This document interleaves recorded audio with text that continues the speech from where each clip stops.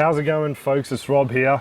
Over the past couple of months during our cool season, we've had a phenomenal amount of silver beet and chard growing in both the aquaponics and also a couple of wicking beds down the back there. So I've been posting photos to Instagram and Facebook, and quite a number of people have asked me how we process it and store it. What I thought I'd do is just do a little bit of a clip explaining you just the basic method we use so we can freeze the leaf for use later on down the track. So today I'm just going to harvest some perpetual spinach from the aquaponics.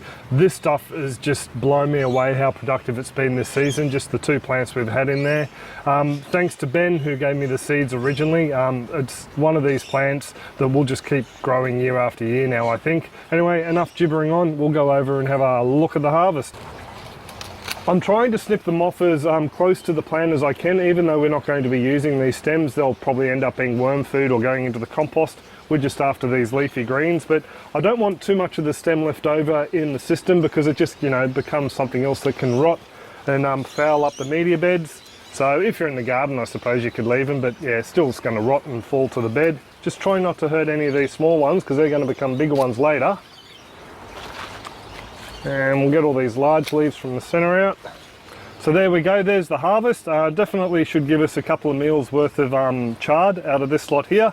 So what I'll do is I'll just bring the camera over and just give you a bit of a closer look at how this chard grows, just for you folks who are interested. So this is the back of the other plant, and I just wanted to show you the growth habit. You can see the little branches off there to the left. There's another one off to the right, and you can see where I've harvested them previously. So these guys here will throw up quite a few different branches that we can basically harvest one or two at a time to give us a continual cropping. So with these two plants alone, I think that's all we pretty much will need to keep us in chard or spinach. So that's enough waffling on. I'll take you up and show you how we process the chard. So the next step is just to come up, and I just like to take this bottom section of the stem out, just chop it in half, fold him over, and that's pretty much all it. Just throw him into a bowl. So this stuff here is the same as the other stems that are out in the yard. Will end up in either the compost or in the worm farm. Nothing goes to waste here.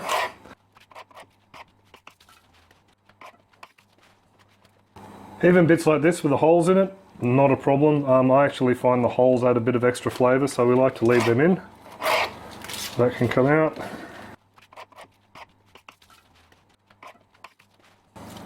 So once I've taken the backbone, so to speak, out of all these leaves, what I do is I just run them underneath the tap, just give them a bit of a rinse before they get blanched, just in case there's anything on there that I've missed. I pretty much will check out all the leaves anyway while I was cutting the stems off, but no snails on board at least.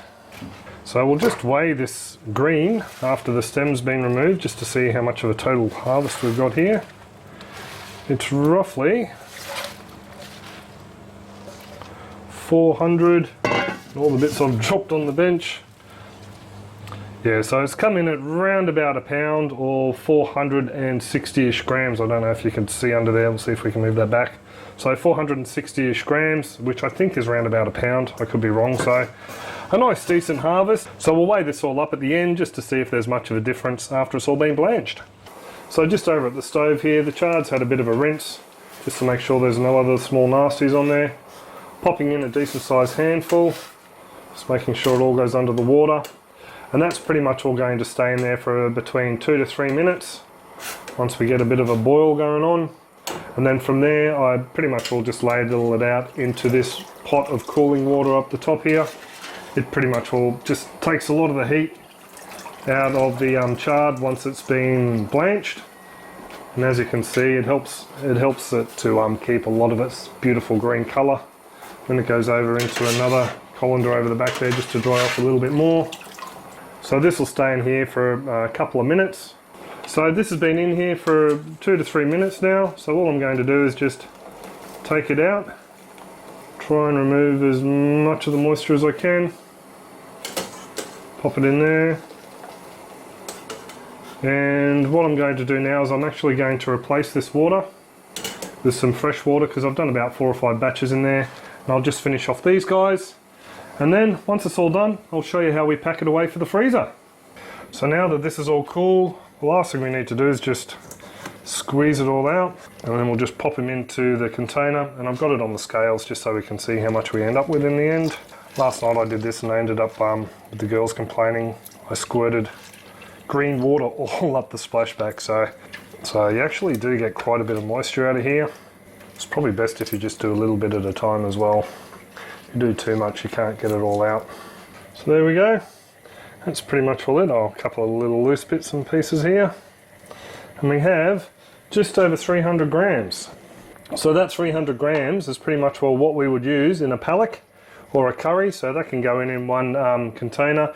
If you wanted though, I mean, you could dish them out into portion sizes. Say if you just wanted to make up, get a couple of small bits for just a little side for yourself, or maybe just to make up a dip down the line or something like that. You could portion them out into, like, you know, small balls, freeze them and then add them into a bag so you can just pull them out as you need them. But seeing as we have so many palaks, I'd pretty much, well, you know, prefer to store it like this. So I'll just clear the bench now and I'll show you what this frozen stuff looks like.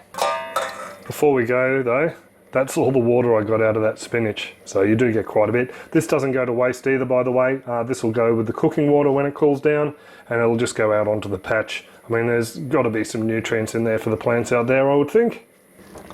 And to give you a look at what the frozen stuff looks like, this is the rainbow chard. You can probably see a little bit of the red and the yellow in there. The rainbow chard I harvested yesterday and froze up. So for us, that is a portion size. All I need to do is just chop it up a little bit with a large knife, and then I'll put it in the food processor and whiz it up for tonight's palak curry or the spinach curry. So there you go. I better get to making tonight's dinner, and I'll give you a bit of a look at the end, I think.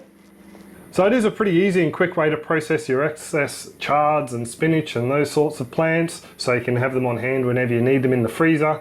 We've had so many come through the kitchen at the moment that the girls are pretty much all over it.